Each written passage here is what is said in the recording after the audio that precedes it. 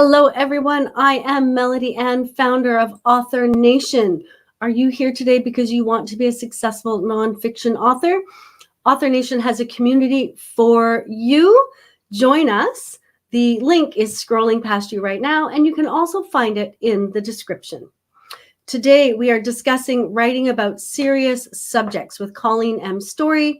She is a novelist, a freelance writer, a writing coach, and speaker with over 20 years experience in the creative writing industry. Her latest release, The Beached Ones, is forthcoming from Camcat Books in June 2022. Her novel, Lorena's Gift, was a Forward Reviews Indies Book of the Year Awards winner, among others.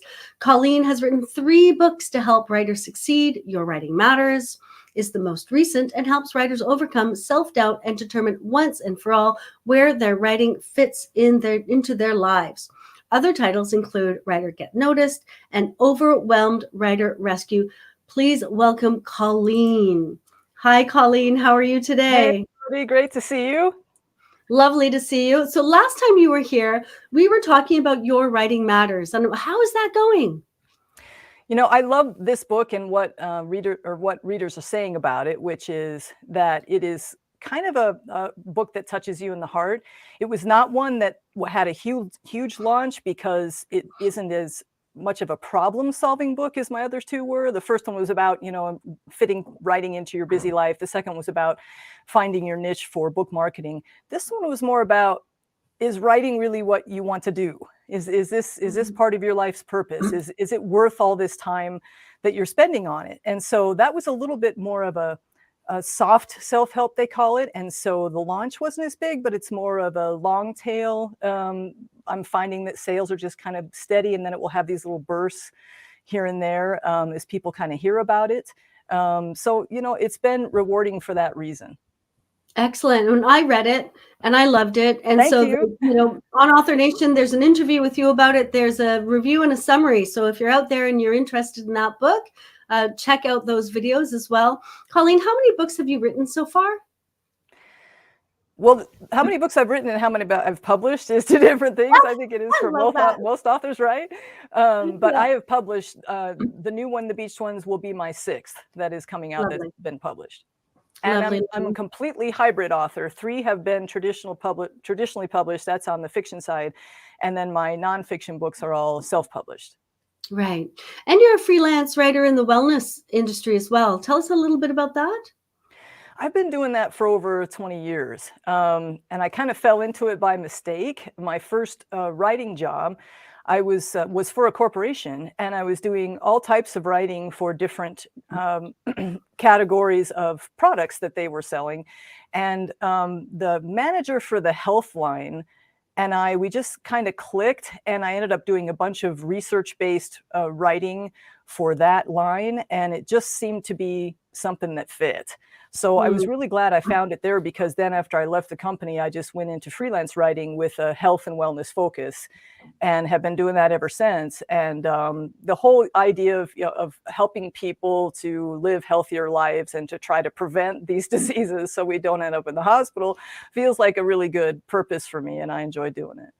Yeah, beautiful. Nice. So I want to talk about, writing about serious subjects, but first let's talk about The Beached Ones. Tell us a little bit about that book. I'm super excited about this novel. I feel like it's my best one so far, and I had one reviewer say that was the case, and I definitely have the best publisher this time that I've had in my fiction books. It is a book about the bond between 2 brothers who grow up in an abusive home. And the older one escapes and intends to go back and rescue his younger brother, but he's involved in a horrible accident that changes everything. After that, he continues to try to get back to his younger brother, but he's surrounded by this new supernatural reality that seems to be doing everything it can to try to stop him. Right. Interesting. Love it. Okay. Thank you. So where did the idea come from? It kind of came, the main idea came after I saw a movie called Sarah's Key. And it's based on the book by the same title by Tatiana de Rosny. I hope I'm saying that right.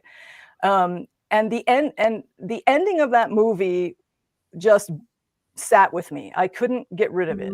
And I don't want to spoil it for people who haven't seen it, but that was the spark for this book. I felt like the ending, the movie was very good. I mean, I would highly recommend it, or the book, but the ending for me felt incomplete. And I wanted to, what happens after that? I wanted to explore that question. And that also was a story of a young woman who felt responsible for her younger brother. So the Beast one is a completely different story in a completely different setting, but the similarities are the bond between siblings and the responsibility that an older one feels toward the younger one. Yeah. Interesting. Thank you. So if you're out there listening and you have questions for Colleen, please drop them in the comments as we're going along. I want to talk about the serious subjects. So what are the serious subjects that come up in this book?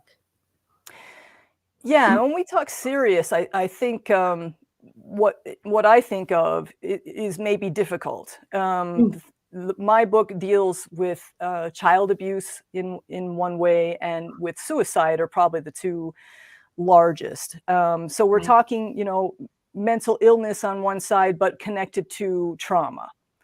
And though the book is basically called a supernatural thriller, so it's a page turner, it's entertaining, but it is dealing with some of these difficult topics as you go. So yeah, I think the whole idea of having these kinds of situations in your story can be challenging for an author, because you still want to entertain, you still want to have the story be one that the people want to sit with you and read, and you have to deal with some of these topics in a way that is not going to turn off your reader, but in a way that is still honoring your characters and what they're going through.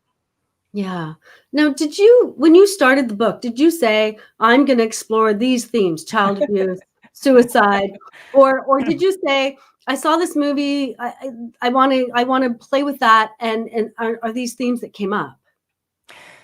Yeah, I'm definitely a pantser all the way. I don't outline at all, and this is going to sound woo-woo to some people, but I channel my stories. That's the only way I can describe it. So I get like a germ of an idea, and I usually kind of know what the ending's going to be, but then I just write. And so I had no idea. I mean, I was concerned about the ending of this movie, and I wanted to explore what happens after that. But I had no intention, that I'm going to be exploring this or exploring that. This is definitely not on purpose at all. It's just something that came through the characters, really. I mean, these are characters, the two brothers that are just growing up in a difficult situation. That was just who they were. And so as I dug into, and I think for me, that's kind of where things start, or the creativity comes, is through the characters. Who is this person? And what are they dealing with? And that's where kind of, they're growing up in an abusive home. They're growing up with a parent that is, addicted to drugs, and who is not around, and who isn't taking care of them. And so these kind of things just kind of came through me. Definitely not something that I'm sitting down and saying, I need to describe, cover this or that. It's all coming through the characters in the story. Right. And once it's out there, do you figure out like how it serves the story? Can you talk a little bit about, if you're going to write about child abuse, if you're going to write about suicide, you certainly want, those difficult topics to serve the story, right? I'm thinking about that, because I don't think my brain works that way. Okay. I think for me, and I have to go back to the character, what is their journey through this difficult experience, and where do they come out in the end? And one of the things I think that's super important that helps, perhaps as you're saying, for the subject to serve the story, is to have empathy for that character and for all the characters involved. If I can try to put myself in that character's shoes, what would they be experiencing? Where are they going? What is that character's journey? Then that just becomes the journey. I mean, my brain isn't really working as far as, does this topic serve the story? It's more, is the story proceeding at a good pace, and is the character journey making sense? Yeah, that I understand that.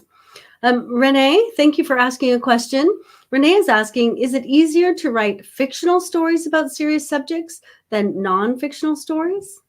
Boy, that's a really good question, Renee. I think it depends, but my tendency would be to say yes, particularly if there is some sort of trauma in your own history.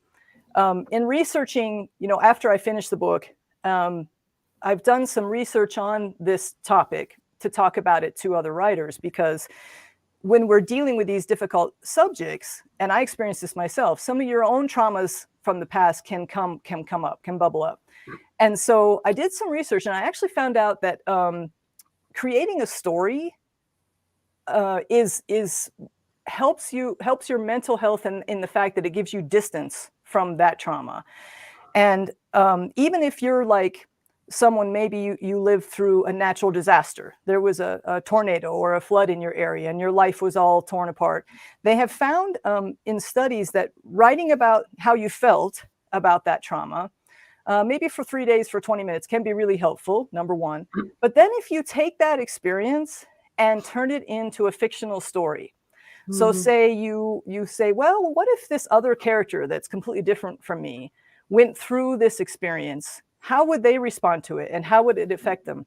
And psychologists actually found in studies that this helped people to gain distance from the trauma and to see it in a new light, to where they could say, okay, so I kind of see what maybe I've learned from this experience, or I can kind of start separating a little bit, so I'm not ruminating over it. It's not hurting me so much emotionally. I can start to see it in a different light, so that I can feel better about everything that's happened. They found that it was really beneficial for people. So I think even if you're not a writer, if you've been through something like that, and then you turn it into a fictional story, there is a process that happens in the brain that actually does seem to be really beneficial. Writing about the actual story can take you so far, but there is a danger that if you stay there too long, you're ruminating and you're reigniting that pain and everything. Whereas if you can take it that next step, then you can grow from it. Excellent. And Renee's thanking you. She just says, right. She's like, I got it. Yeah, got it. Thank you so much, Renee, for your question. That was an excellent question. So if we're going to be writing about difficult subjects, whether we are planners or pansters, what are some of the things we need to consider? Well, the first thing is, like we were talking, I think that is empathy. Can you have, and I kind of think of it as questions. Can you have empathy for all the characters in this story? For example, in mine, could I have empathy for the abusive parent?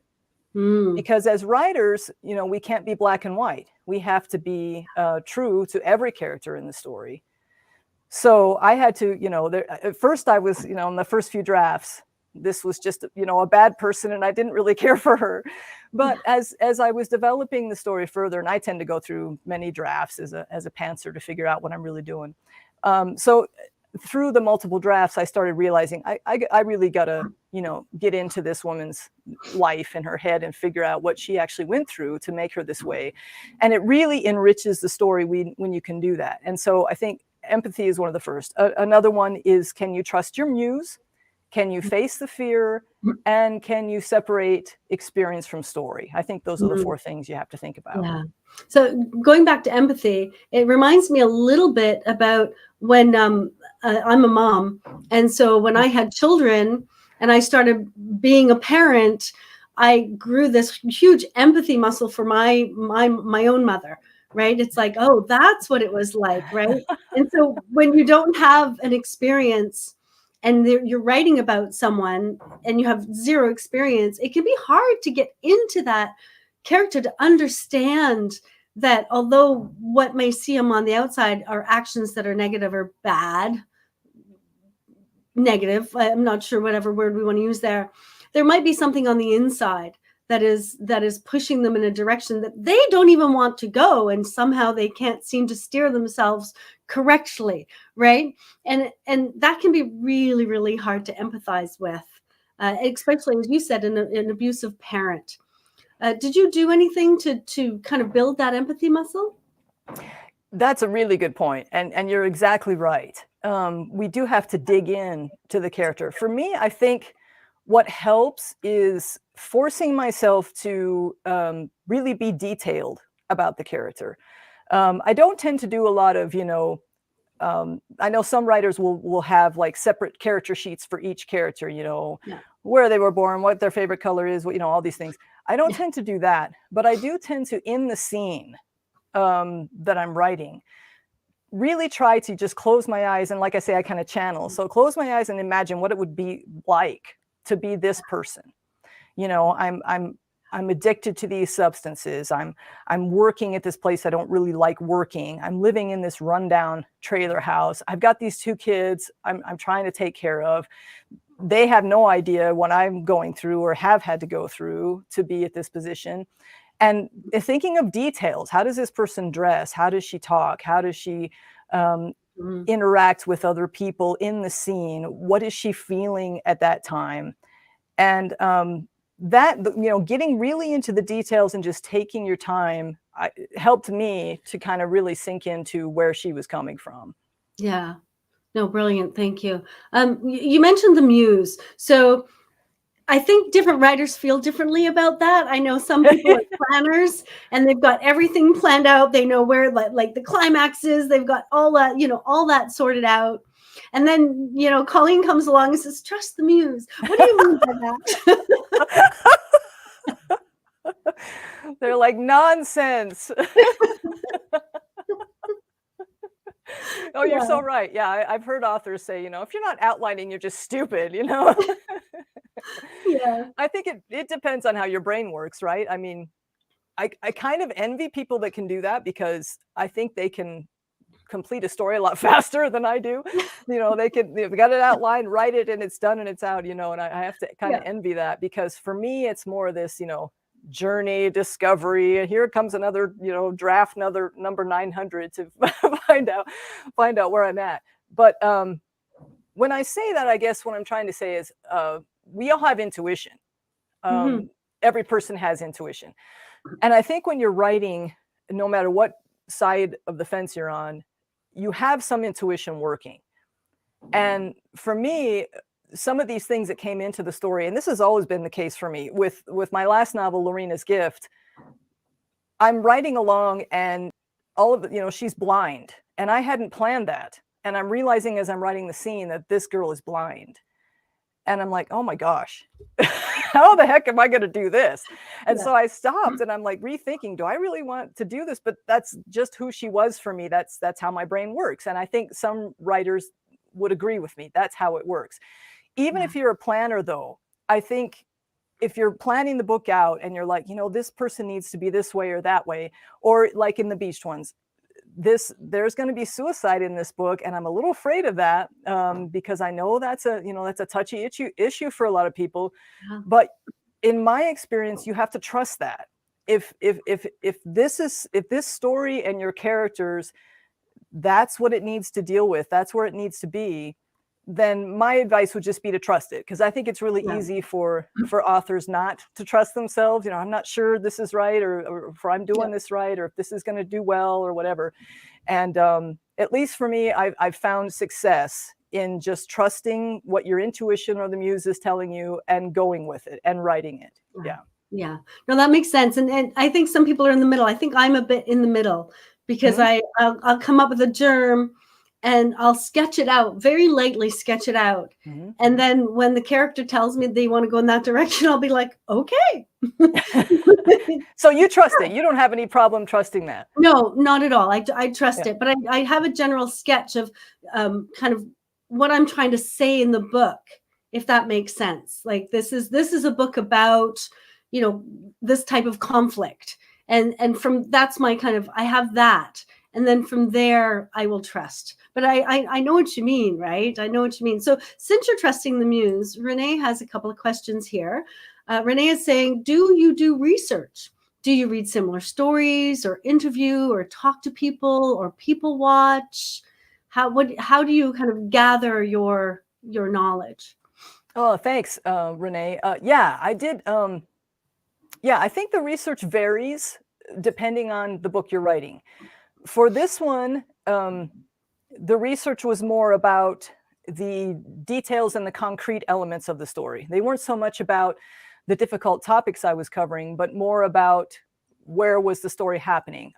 This story is a journey story. The characters go from Iowa to California. And so there was a lot of research involved in the first couple of drafts with Google Maps, bringing it up. Okay, where are they and how long does it take to get to this place? And where are they stopping along the way? And mapping out all of that. And then I was fortunate enough to actually take the trip. I was thinking, man, I would really, once I got a couple drafts down, I was like, I'd really like to go on this trip so I would have a better feeling of what this is like. And I was thinking, oh, this is too self-indulgent, you know, it would cost too much, blah, blah, blah, too much time away from work. But my mom loves to travel and she's like, are you kidding? Let's go. So the fact that she was willing to share the trip with me, I was like, okay, awesome. So we did it. And it was like the most awesome trip. And we made a ton of really good memories. And I also gleaned some really great information for the story, not only of the different settings, so I could make them more realistic. But when I got to the end of the story, the universe delivered this person is the only way I can say it. I had not made any appointments to meet with people, but the last location is in San Francisco. And I met an individual there who answered a ton of my questions. And it was just a happenstance meeting. And I felt like it was a gift because that person helped me shape the final scene in the book. And I'm just so grateful to that person for that reason. So yeah, the research that and I should say the main character is a motorcycle rider. So I took a motorcycle riding class. So my research is kind of more in that realm of just figuring out the details and what it feels like to be the characters doing these various things. Yeah, Renee, wow, that's cool. I agree, Renee. Wow, Thanks, that's Renee. cool. In fact, I'm sitting here thinking I could write a book about a trip to. Yes, great idea. Well, that was like, well, how about a romance story in Italy? Yeah, exactly. Right. This is where my brain went. It's like, where do I want to go? How can I incorporate that into my writing? If I take a trip and write a book about it, can I write the trip off? I mean, oh, absolutely. You right? absolutely can, especially. I was worried about it at the time because I wasn't sure this book would be published. You know, you never know that for sure when you're talking traditional publishing, and so I was like, well, I'm going to write this off, hoping that the book is published because I was afraid if it wasn't, then it would be a little iffy if I could really write this off. But yeah, it was research. I mean, all the locations are in the book that we stopped at. So yeah. As Renee said, hands on. I love it. I love it. Right. So that's the fun part about writing a book. Now, you also talked about fear and dealing with fear, and I get this because, you know, when you're putting suicide, and I have a book on the go right now with a suicide in it as well. Oh, you do? Wow. I do, and so you know, you worry about. I worry about so much things. I worry about. You know, I want to make sure people reading it know ahead of time what's in there, so I'm not, you know, triggering anyone. There's, you know, I have all these fears around it. So, what do you say about dealing with the fears of writing about difficult subjects? And I want to answer that question, but first, I'm curious. Like, what is one of your main fears on that? Oh, I think my biggest fear is what I said. My book will Worrying have about someone. A warning at the beginning about all of the book talks about addiction and suicide and a whole bunch of stuff. It will have a warning at the very beginning so that people who are too sensitive to those subjects won't read it. I don't want to trigger trauma or trigger actions. And those are my two biggest fears. Yeah. And my publisher was awesome on that front. Because they added the warning at the beginning and also the contact information at the end if you or someone you love is thinking of suicide or is having mental illness problems that relate to that way. So yeah, that is in there. I have worried about it a little bit in terms of marketing it because this is not a book necessarily about suicide. It's a book that deals with suicide, but it's not a book about suicide. Right. It's a book about the bond between two brothers. And all of the reviewers that have, you know, given reviews so far before the book launches on Goodreads have noted that really comes through. It's the relationship between the brothers that comes through. So yeah, I think it's a difficult thing because I don't want, you know, I don't want to, and I haven't marketed this as a book about suicide. But, you know, in all of the book blog tours and things, we have included a trigger warning if anybody is concerned about that. So yeah, I think that was fairly easily handled. Some of the other fears that I think can come up when authors are dealing with writing about difficult subjects is, first of all, just facing the subject yourself. If you had gone through some of the traumas you may be writing about, if you go back then and write about it, even though it's a fiction and they're different characters and it's a whole different situation, it can still bring up some old feelings. And I experienced some of that as I was writing it. I think that's easily manageable, but it's something you have to be, you know, aware of, and just know that you might need to manage that as it comes up. And I think the other fear that I think was really looming large for me was, will a publisher want this? Because I had heard of other writers writing about difficult subjects. And one author friend of mine actually said she had a story that had a suicide, and some of the publishers that she was submitting to turned it down for that reason. Yeah. I think in our culture right now, we need books about this. I mean, mental illness is definitely a big issue and something we need to talk about, and we need to find out how, you know, read stories and find out how to deal with it. But having a publisher that's willing to tackle a story with that in it, that was something I was worried about. Would that happen?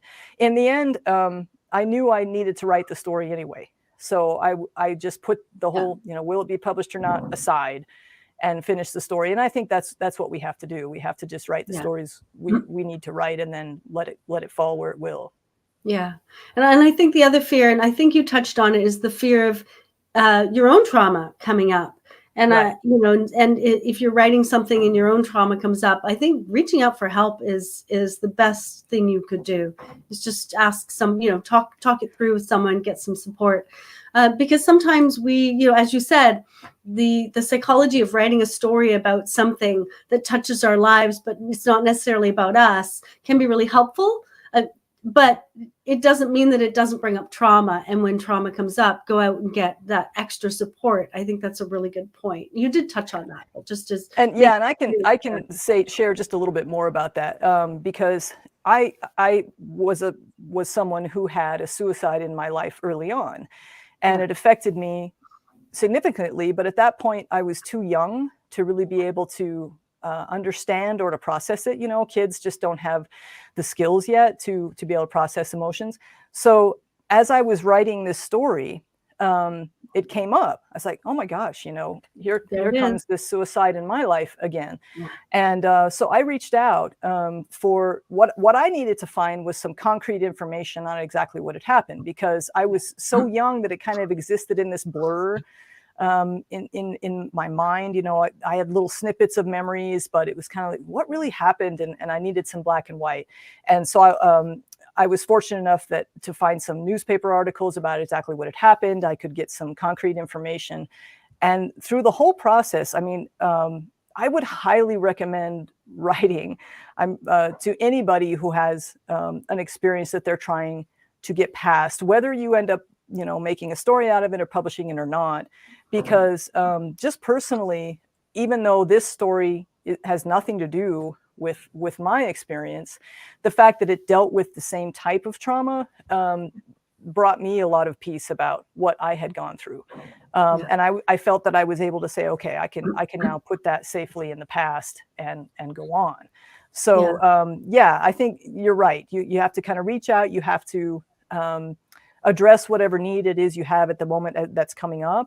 But I definitely think finishing the story and going through that process can be really beneficial. Yeah. Yeah. Thank you for sharing that. That's it's very, very good of you to share that information. I think there are other people out there who feel that, who aren't, who are kind of afraid to bring it up or to deal with it. So thank you for sharing your experience. I know that I was for a long time. I mean, I haven't ever talked about it until related to this story. So yeah, I mean, I totally understand that feeling. Yeah, that fear. Yeah, absolutely. And so that kind of segues into the next question, because you said something about writing the story from experience, but I forget exactly what you said, but it reminds me of the idea of writing from your scars, not your wounds. Is that what you meant? Like you said, separate story from experience, I think is I'm what not you sure if that I know what you're saying there, and I can Yeah. see that link. I'm not sure if that's exactly what I was thinking. Okay. I think it's important if you're going to write about a difficult subject, especially if you experienced any sort of similar trauma in your life, that you have to ask yourself if you're ready. If Right. you're ready to separate experience from story. For me, I mean, decades have passed since I went through it. Yeah. So I was perfectly ready to be able to deal with whatever might come up. But if you are fresh from this experience, or it's still there and you haven't really processed it or dealt with it, I think that it's important that you realize where you are, and that the type of writing you want to do, depending on where you are. If you're still fresh from the trauma, then writing about how you felt about it and doing some sort of expressive free writing can be really helpful for you. But Yeah. it might not be the time to write a short story or a novel that you want to publish. It depends. I mean, some people can manage maybe a poem or something that really works as a story, as well as being a reflection of their experience, but it can be more difficult. I think you have to make sure that you're in a place where you can separate the two, because you can end up in a place where you're thinking, well, this is what happened, and you've got an editor saying, well, yeah, but this isn't working in terms of a story. You have to return to what is good story structure, what is good story pacing, what is good characterization, all the things that we have to learn how to do as writers, the craft of writing that we have to return to and stay true to if we're thinking about publishing this story. So I think it's just important to have self-awareness. Where am I at this point? Am I in a place that I really want to write a story that may deal with the similar trauma that I had? Or do I still need to write in a way that will help me process this?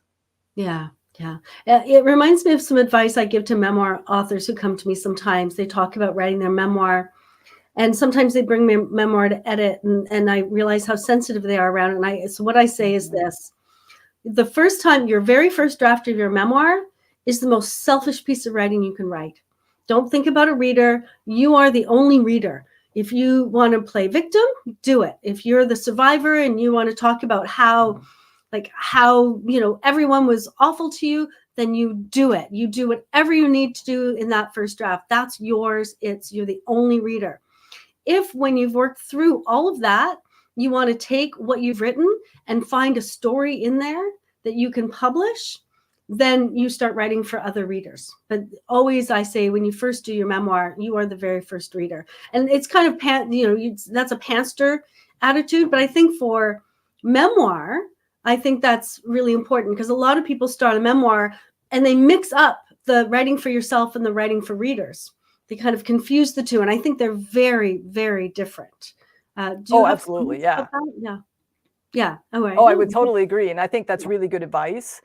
And I think that the distance and space of time can really help. And in the situation you're speaking about, if some of these experiences, and I can imagine memoir being very much that way, that as you're going back and you're digging into the past and you're digging into your memories and what happened, that it can very much bring up a lot of feelings that you really, didn't want to deal with, but here they are.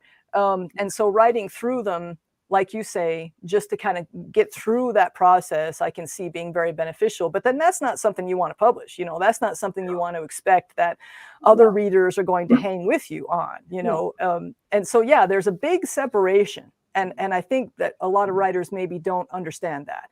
A big separation between what happened to me and what happens in this story. Yes. The story has to adhere to story structure. The story has to be something that someone's going to be more than happy to take an extra hour at night to read. And so, yeah, you're right. You have to think of the reader at that point and say, how am I going to structure this so that this is something that's worth the reader's time? Mm-hmm. Yeah, exactly. Renee is saying, somebody told me that it takes 10 years to be ready to write the story. Have you heard that, Colleen? I haven't, but I think that's a really good benchmark. For sometimes I think it may take even longer. I think it depends on the individual and what they're doing to process the experience. Yeah. Because something that happened 10 years ago can still be really fresh for you if you kind of tended to throw it under the rug at the time. Yeah. But whereas another person who's, gone to counseling or has dealt with it in other Yeah. ways, it may be more than ready at that point. So, but I think that's a really good benchmark, because that's telling you need some distance from this. If you want to write about it to help process it, then absolutely do that, because that's a proven way to help yourself. But yeah, don't expect a story or a novel out of it for at least 10 years. I think that's a good benchmark. Yeah. So earlier you talked about publishing and worried about getting a publisher, and you got a publisher. Can you talk a little bit about that process in terms of, how does one who is writing about difficult subjects find a publishing house that is willing to take that dive with them? I think the key is not to focus on the difficult subjects. The key is to focus on what is your story. What is your story about, and what is your genre? And that's what I did, because to me, the story isn't difficult topics. The story is the bond between two brothers and the journey that the older brother takes. So the story has, supernatural elements in it. It's been called a supernatural thriller, or paranormal with a literary bent. I tend to be kind of cross genre. But so for me, I focused on that. What is the genre of the story? What is the synopsis?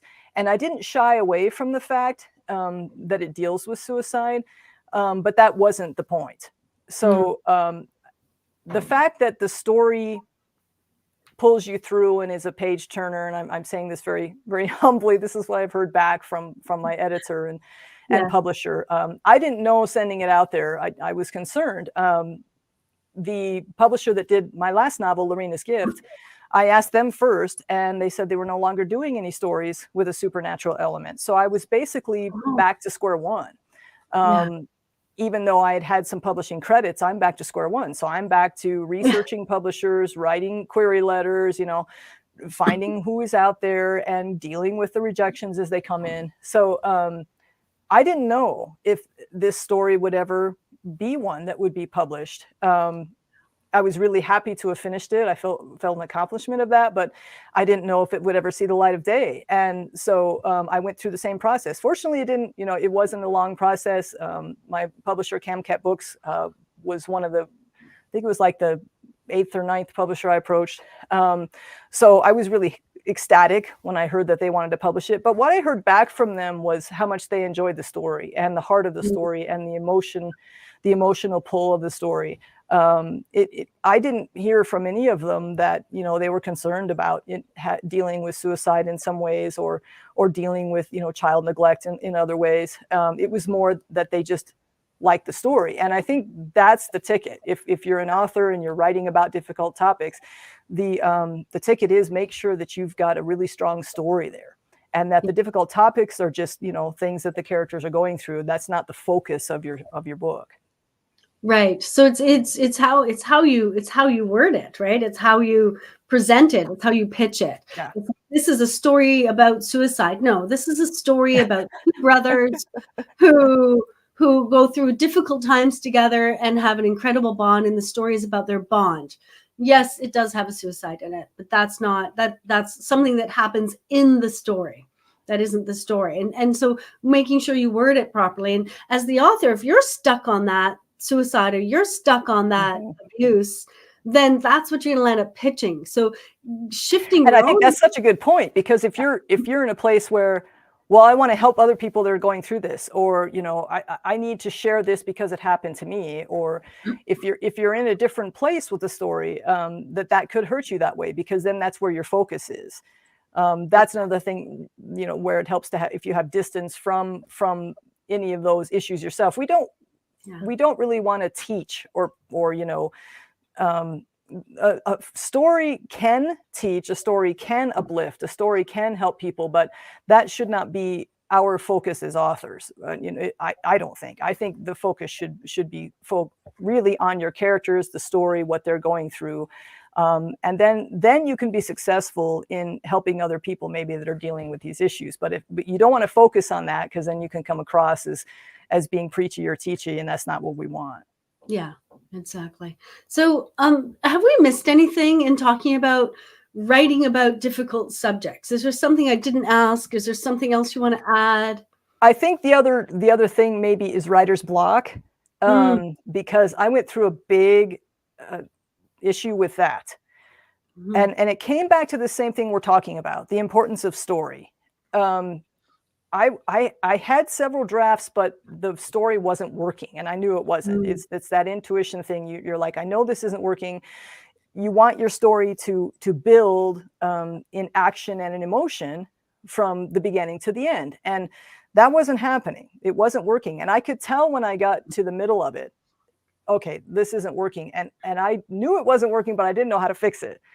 And it was really a huge struggle. This was the most difficult book I've had to write to date mm, because of that issue. How do I tell this story to make it work as a story with the characters that I have and the situations they're facing?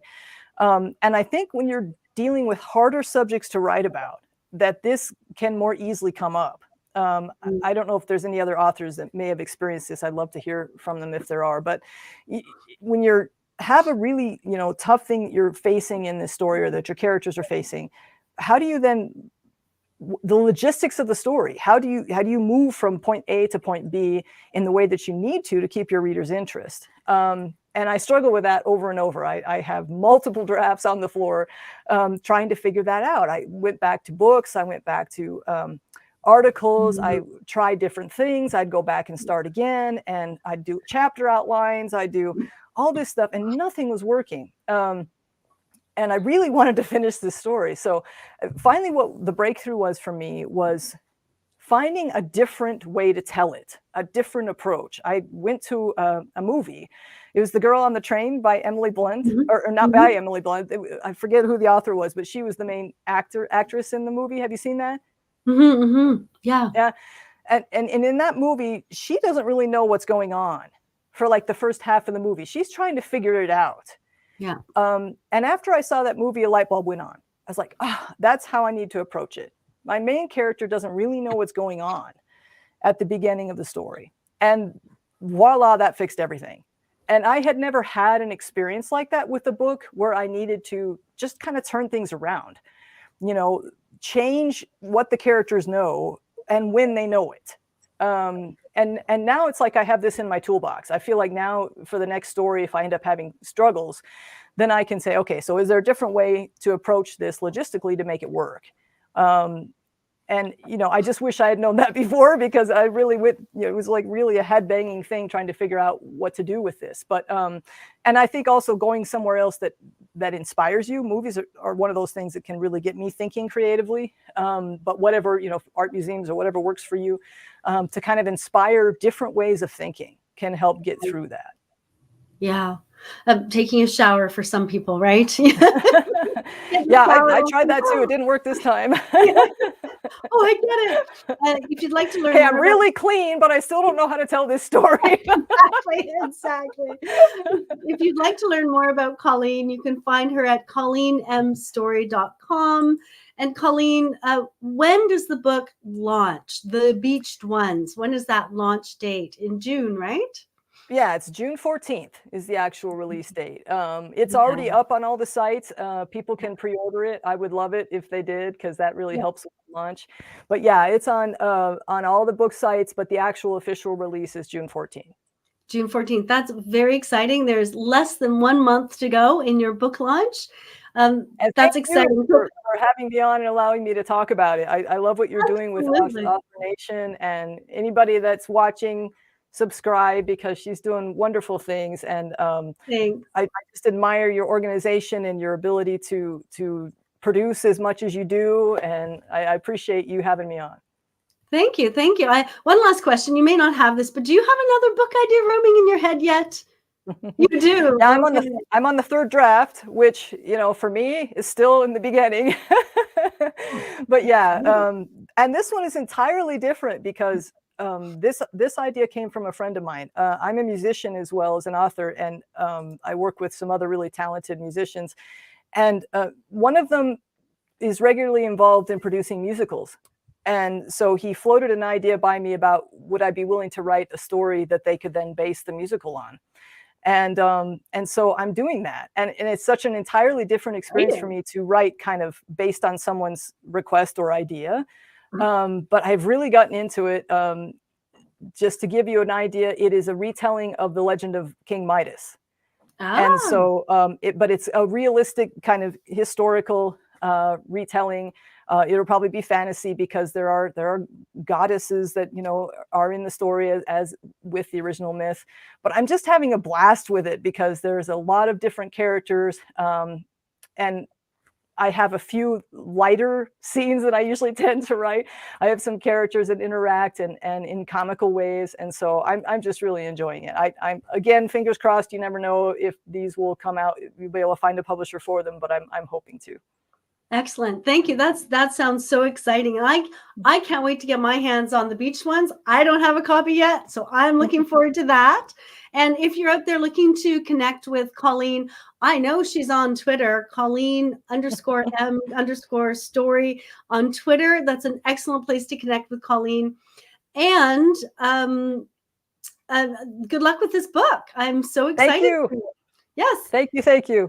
Yeah, and I'll see everyone else next Thursday for our next Thursday live interview. See you then.